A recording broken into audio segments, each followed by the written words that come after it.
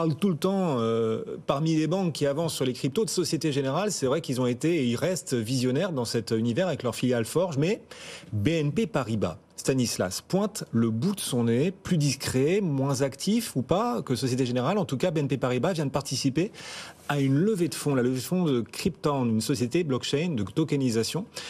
Est-ce que c'est une étape là significative pour BNP ?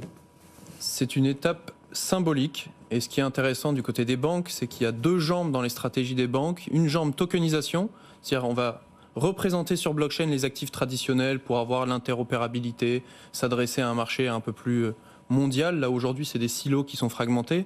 Et une deuxième stratégie qui est plutôt vendre de la crypto à ses clients. BNP avance sur cette première jambe de tokenisation en prenant des parts dans la société Cryptown, qui est dirigé par d'ailleurs un vice-président de l'ADAN, Marc Epenekian, qui fait beaucoup au quotidien pour développer l'écosystème. Et c'est vraiment intéressant, cette prise de participation stratégique. Alors, comparaison n'est pas raison, mais c'est un peu comme un BlackRock qui, par ses premiers pas, mettait des tickets dans des boîtes.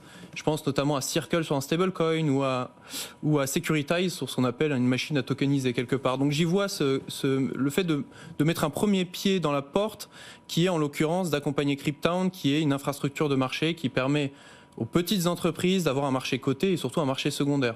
Donc, sur tous les débats économiques en France, c'est même peut-être positif de pouvoir trouver par ce biais-là un moyen d'investir dans les petites structures. Donc, intéressant de mettre un premier ticket dans cette structure.